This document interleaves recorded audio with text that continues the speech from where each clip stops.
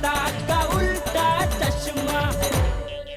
पोपटलाल जी, बलदेव चाचा जमीन के बदले 1 करोड़ रुपया कैश मांग रहे हैं, और अगर उन्हें पैसे नहीं दिए तो वो पुरखों की जमीन बेच देंगे। नहीं बेटा, मैं तुमसे पैसे कैसे ले सकता हूँ? पापा, अगर आप मुझे सचमुच अपना बेटा मानते हैं तो प्लीज मना मत कीजिए।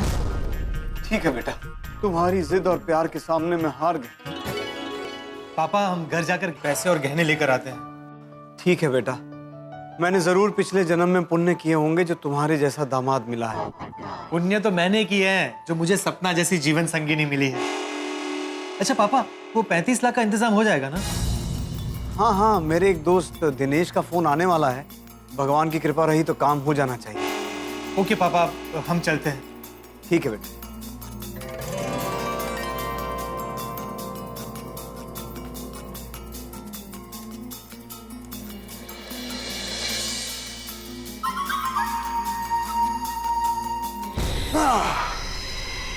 अरे रंजीत, हाँ एक बात मुझे समझ में नहीं आई, ये पोपटलाल से तूने फ्लैट गिरवी रखने की बात क्यों नहीं की? अरे मुन्ना, निवाला बड़ा खाओगे ना गले में अटक जाएगा। जब प्लानिंग बहुत बड़ी होती है ना तो सोच समझ कर हर चाल चलनी पड़ती है। अब राजा गोकुलधाम सोसाइटी जाएगा और फ्लैट पर अपना कब्जा हो जाएगा। Formula number 48। शाबाश। बस अब तो भगवान के आगे हाथ जोड़कर यही प्रार्थना है कि ऐसे ही हमारा साथ देते रहे। अरे रंजीत, क्या यार, गलत कामों में भी भगवान की मदद लेनी पड़ती है। अरे मुन्ना, काम भला हो या बुरा, ऊपर वाले पर सबका हक है। कर बुरा तो हो भला। ओ यारो, चलो चल के। सूरी यार, तुम हद कर। तो जब तय हुआ है कि विश्वजीत चाचा जी को सुबह अपने को टाइम पे देखने जाना है और तुम ही लेट कर रहे हो यार। हाँ जी चलो। पर पिड़ू कितने हैं? वो चाचा जी भी तो अपने साथ आने वाले थे, वो कितने हैं? अरे यहाँ थोड़ी आइए चाचा। हाँ आ जाओ चाचा जी, आओ चाचा जी। आइए। जय श्री कृष्णा, सत श्री अकाल। अच्छा, ये बैग वैग लेके चल रहे हैं, विश्वजीत जी को कुछ सामान देना है? वो हम सब यंग गोल्ड ग्रुप वाले 2-3 दिन के लिए यात्रा पे जा रहे हैं, तो विश्वजीत जी से मिलके सीधा वहीं से निकल जाऊँ। अच्छा जी। ओ चाचा जी, बैग मैंने दे दो। हाँ जी। चले। सब आ गए लेकिन भिड़े मास्टर नहीं आया। वही थे। ले आ जा पिड़ू। अब पिड़ू यार, कितनी देर हो? सॉरी, चलो। आत्माराम, कितना लेट कर दिया। अब पोपटलाल हमारा इंतजार कर रहा होगा। शिक्षक यार, अरे वो एक चप्पल गुम हो गई थी मेरी, वो सोफे के नीचे चली गई थी। अच्छा चलो भाई।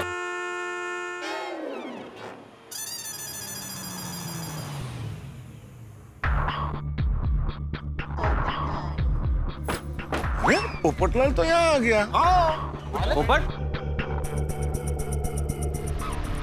पोपटलाल, लोग यहाँ पे? हम सब अभी वहीं आ रहे थे, हाँ विश्वजीत चाचा की तबीयत देखने के लिए। अभी उनकी तबीयत कैसी है? अब पहले से बेहतर है। वो जो जमीन का टेंशन था वो सॉल्व हो गया? नहीं मिस्टर अय्यर, अभी नहीं हुआ। उसके लिए हमें बलदेव चाचा को 1 करोड़ रुपए देने हैं और हमारे पास सिर्फ 40 लाख हैं। और बाकी के पैसे मैं देने वाला हूँ। मतलब 60 लाख रुपए? पोपटलाल, 60 लाख रुपए तुम कहाँ से दोगे? मेरे पास 15 लाख की एफडी है और कुछ गहने हैं।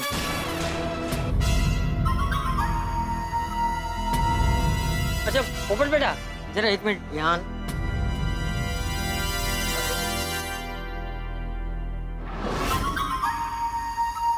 क्या हुआ चाचा जी? देख पोपट बेटा, मुझे ऐसा लगता है कि उन लोगों को इतने सारे पैसे देने से पहले तुम्हें थोड़ा सोचना चाहिए। बिल्कुल चाचा जी, आप बिल्कुल सही करें। पोपटलाल, चाचा जी की बात बिल्कुल सही है। देखो क्या है, तुम्हारी जान पहचान उनसे हुए दिन ही कितने हुए? 2-4 दिन। और अभी तक तो सपना से तुम्हारी शादी भी नहीं हुई है। और ऐसे में रुपयों की मदद करने का फैसला मुझे तो थोड़ा सा ठीक नहीं लगता। भाई मेहता साहब से मैं 100% सहमत हूँ। देखो पोपटलाल, हमें किसी का भी मदद करना चाहिए, लेकिन अपना लिमिट में रहकर। ये ज्वेलरी बेचना, एफडी तुड़वाना, ये ठीक नहीं है। हाँ पप्पू,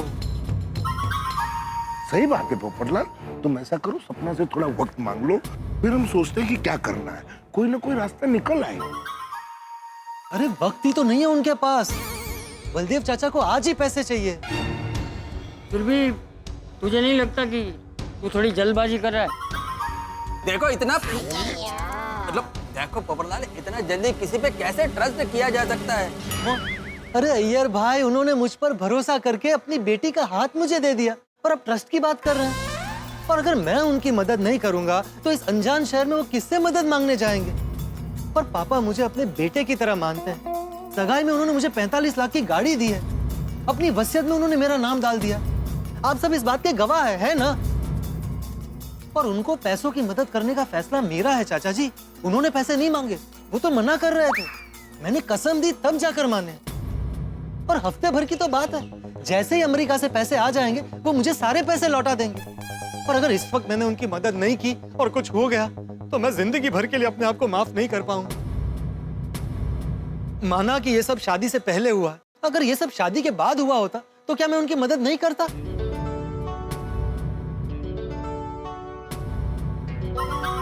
वैसे पोपटलाल की बात तो सही है, शादी के बाद होता तो पोपटलाल मदद करता ही ना। चाचा जी आपको क्या लगता है?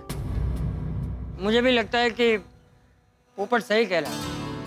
मुसीबत में इंसान अपनों से ही तो मदद की अपेक्षा रखता है, और अपनों की मदद करना इंसान की नैतिक जिम्मेदारी है। उन्होंने पोपट पे इतना भरोसा रखा है तो हमें भी उन पे भरोसा रखना चाहिए। चाचा जी की बात सोले आने सच है। उन्होंने भी तो पोपू का नाम शादी से पहले ही वसीयत में लिख दिया। तो वो जी विश्वास पे दुनिया कायम है।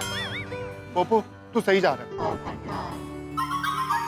देखिए चाचा जी, आप लोग जो बात कह रहे हैं उससे मुझे इनकार नहीं है कि लोग तो अच्छे लग रहे हैं, रिश्ता भी हो गया है, लेकिन फिर भी एफडी तोड़ के गहने बेच के ऐसे मदद करना मेरी तो समझ से बाहर है। जीजू,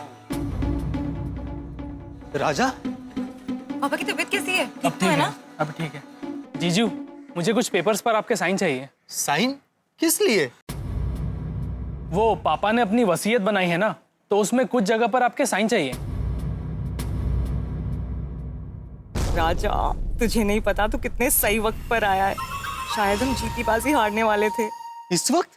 इतनी क्या जल्दी है?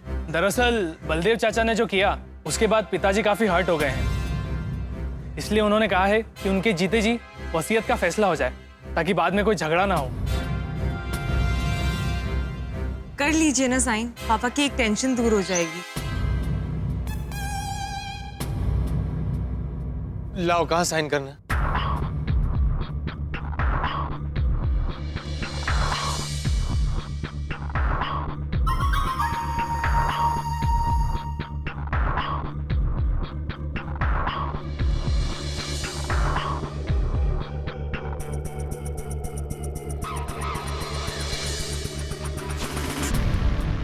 चलिए, मैं बाद में मिलता हूँ। मुझे वो पैसों का इंतजाम जल्द से जल्द करना है। ठीक है, तुम अपना काम करो पोपटलाल, हम लोग भी तब तक विश्वजीत जी की तबीयत पूछ आते हैं।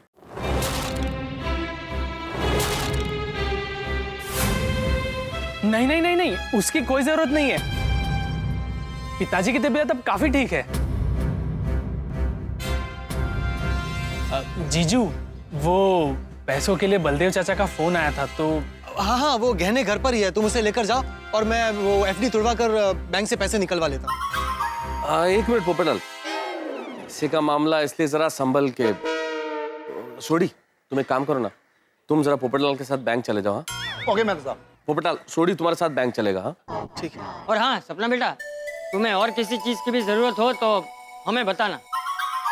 पोपट सिर्फ हमारा पड़ोसी ही नहीं, बल्कि हमारे गोकुलधाम परिवार का एक हिस्सा भी है। जी सोडी, मैं बस अभी आता हूँ। आजा आजा। आओ आओ। चलो भाई, मुझे भी देर हो रही है, मैं जाता हूँ। ओ चाचा जी मैं छाड़ के आना हो। अरे तू रुक भाई, तुझे पोपट के साथ बैंक में जाना है ना, तू यहीं रुक। हाँ, मैं चला जाऊँ। मैं आपको रिक्शा तक छोड़ता हूँ। हाँ पिड़ू। हाँ पिड़ू। ठीक है। चाचा जी को हैप्पी जर्नी चाचा जी, हैप्पी जर्नी। जाइएगा। आप लोग बैठिए, मैं गहने लेकर आता हूँ। जीजू, आपसे कुछ बात करनी थी। हाँ बोलो। पापा के फ्रेंड दिनेश अंकल का फोन आया था। वो कह रहे थे कि पैसों का इंतजाम करने में 2-3 दिन और लग जाएंगे। तो उसमें टेंशन की क्या बात है भाई, मैं हूं ना। अभी मेरा घर गिरवी रख के पैसे ले लेंगे। जीजू, लेकिन पापा तो आपका घर गिरवी रखने के लिए मान ही नहीं रहे थे। उन्होंने तो ये भी कहा कि भले ही हमारे पुरखों की जमीन ना मिले, लेकिन आपका घर गिरवी रखकर हम पैसे नहीं लेंगे। पापा से मैं बात कर लूंगा। भाई सुख दुख में अपने साथ नहीं देंगे तो कौन देगा? पर पोपटलाल जी, गोकुलधाम वाले क्या सोचेंगे? वो तो यही कहेंगे ना कि जब से हम आपसे मिले हैं तब से पैसे ही लिए जा रहे हैं। कोई ऐसा नहीं सोचेगा। उल्टा सबने तुमसे क्या पूछा कि भाई कोई भी हेल्प चाहिए तो बता। अगर फिर भी तुम्हें फिक्र हो रही है तो तुम निश्चिंत रहो। घर गिरवी रखने वाली बात मैं किसी से नहीं कहूंगा। बस। थैंक यू जीजू, मैं पेपर्स भी ले आया हूँ। इतनी जल्दी?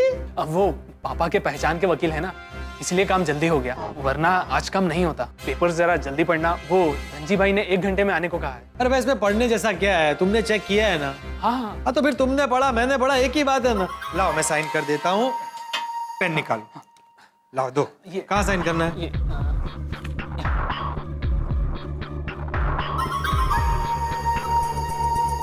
और यस, पावर ऑफ अटर्नी और सारे पेपर्स पर साइन हो गए। ओके, थैंक यू जीजू। मैं एक काम करता हूँ, मैं पेपर्स लेकर धनजी भाई के पास पहुँचता हूँ। सपना, तुम और जीजू गहने और पैसे लेकर फटाफट बंगले पर पहुँचो। ठीक है राजा, हम तुम्हें बंगले पर ही मिलते हैं। हाँ ओके, संभल कर जाना। जी जी।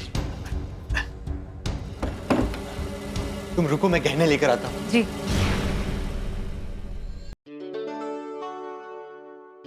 चले फिर। 1 मिनट सपना, जरा बैठो ना। बोलिए। सपना, मैंने ये गहने बहुत प्यार से अपनी होने वाली बीवी के लिए बनवाए थे। मैं जब पहली बार अहमदाबाद रिपोर्टिंग करने गया था तो वहां से मैंने ये झुमके खरीदे थे। और ये हार, ये देखो, ये मैंने खास रहीम चाचा से बनवाया है। वो भोपाल में बारीक कारीगरी के बहुत मशहूर कारीगर है। बहुत सुंदर है। और ये पायल है ना, ये देखो, जब मुझे दिवाली का पहला बोनस मिला था ना, उससे ये पायल खरीदी थी। सपना, ये गहने मेरे लिए सिर्फ गहने नहीं है, इनके साथ मेरा एक अनोखा रिश्ता है। इन गहनों के साथ मैं अपने जीवन साथी के सपने बुनता था। इन सारे गहनों में मैंने अपना प्यार, अपना भरोसा और विश्वास पिरोया है। पोपटलाल जी, एक बार कहने पर आपने पूरे जीवन भर की कमाई मुझे दे दी। इतना भरोसा करते हैं आप मुझ पे? अरे पगली, हम जिस पवित्र बंधन में बंधने जा रहे हैं ना, उसे शादी कहते हैं। और शादी का दूसरा नाम ही भरोसा है। और जीवन के समंदर में भरोसा ही लाइफ जैकेट होता है। क्या? मैं कुछ समझी नहीं। मैं समझाता हूँ। पहले के जमाने में लोग बिना मिले, बिना देखे एक दूसरे के साथ शादी कर लेते थे और पूरा जीवन एक दूसरे का साथ देते थे, सिर्फ और सिर्फ भरोसा, विश्वास और ट्रस्ट के बलबूते पर। अच्छा एक बात बताओ, हमें अपने कल के बारे में कुछ पता है? नहीं। अरे कल छोड़ो, हमें अगले पल के बारे में नहीं पता। फिर भी हम सपने संजोते हैं ना। हम ये सोचते हैं कि कल सब अच्छा होगा, हमारी शादी होगी, हम फ्लैट खरीदेंगे, हम दुनिया की सैर करने जाएंगे। हम सपने देखते हैं ना। हाँ। ये सपने हमें हमारा विश्वास दिखाता है, कल सब अच्छा ही होगा, ये विश्वास। अच्छा एक बात बताओ, क्या हमने कभी ईश्वर को देखा है? नहीं। फिर भी हम उस पत्थर की मूर्ति की पूजा करते हैं। क्यों? क्योंकि हम उसे ईश्वर मानते हैं। हमारा उस मूर्ति में विश्वास है।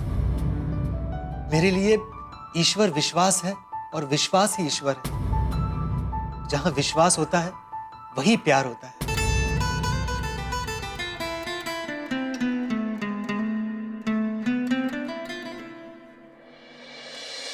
फिर भी पोपटलाल जी, हमारी वजह से आप ये सब। नहीं सपना, इसमें तुम्हारी कोई गलती नहीं है। ये तो किस्मत की बात है। मेरे लिए इन गहनों से ज्यादा तुम्हारे प्यार का मोल है। अच्छा, मेरी सिर्फ एक बात मानोगी?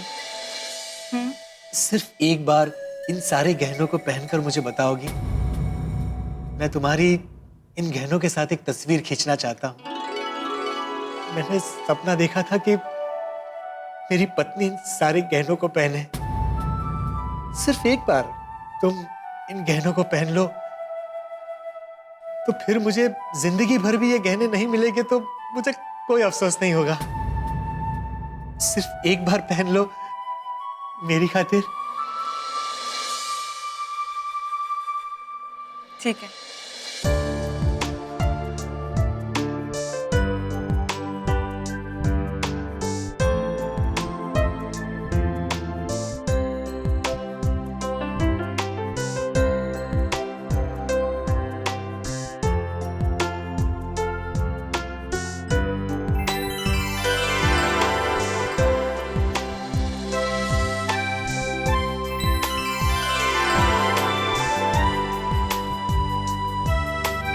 लोग तस्वीर एल्बम में रखते हैं, लेकिन ये तस्वीरें हमेशा मेरे मन में रहे। एक बात पूछूं पोपटलाल जी? अब पूछो ना। आप मुझसे बहुत प्यार करते हैं ना? ये भी कोई पूछने की बात है? मैं तुम्हारा हर तकलीफ, हर दर्द में साथ दूंगा। फिर अगर तुम्हें धूप लगेगी ना तो मैं छाता बन जाऊंगा। जैसे साया इंसान का साथ कभी नहीं छोड़ता, वैसे मैं भी तुम्हारा साथ कभी नहीं छोड़ूंगा। पोपटलाल जी, मैं बहुत लकी हूँ कि मुझे आप मिले। Thank you. जाओ, तुमसे बात करना कैंसिल। क्यों? अपने होने वाले पति को कोई थैंक यू बोलता है? अच्छा बाबा, सॉरी।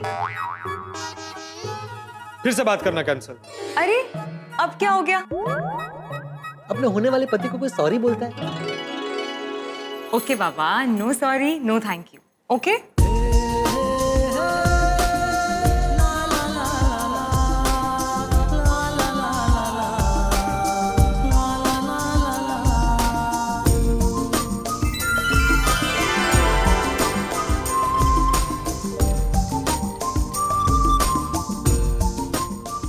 सपना, चले? मैं चेंज करके आता हूँ, फिर चलते हैं।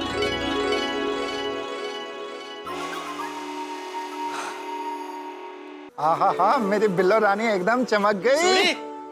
चले? आप सूरी भाई, आपकी तकलीफ ले रहे हैं, मैं जा रही हूँ ना इनके साथ। ओ सपना परजाई जी, आप भी कमाल करते हो। हम गोकुलधाम वाले जब एक दूसरे की मदद करते हैं ना तो उसको तकलीफ नहीं कहते, अपनापन कहते हैं। और वैसे भी इतने पैसे लेके आना है तो मेरा साथ जाना बहुत जरूरी है, और अपनी गड्डी भी तो है। हाँ, सोड़ी तू साथ चल, तू रहेगा तो सेफ्टी रहेगी। हाँ पप्पू, चलो आ जाओ।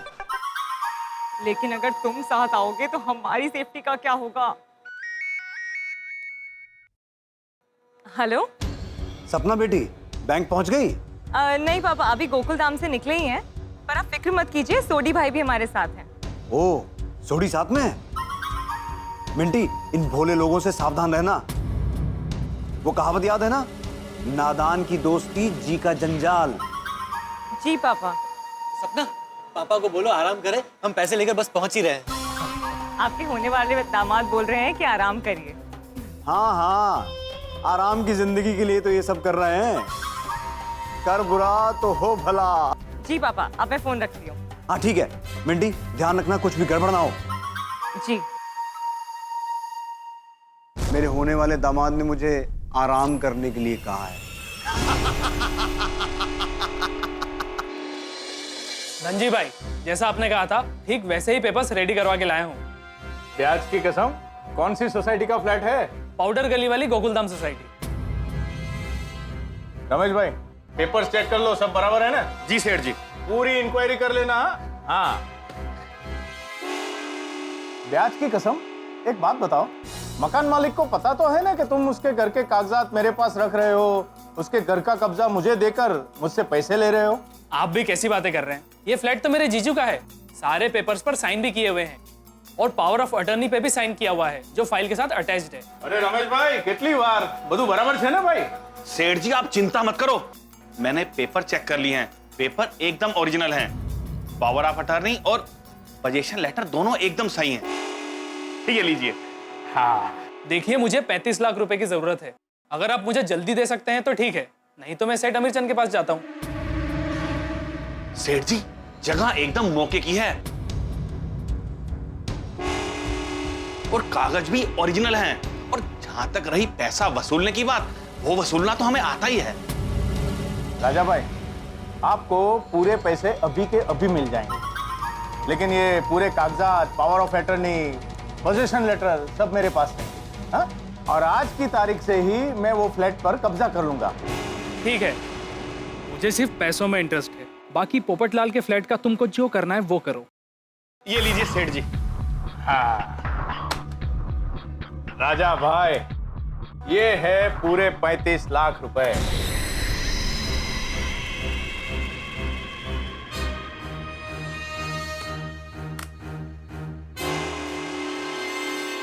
शाबाश राजा बेटा, शाबाश, कितनी आसानी से तूने काम कर दिया।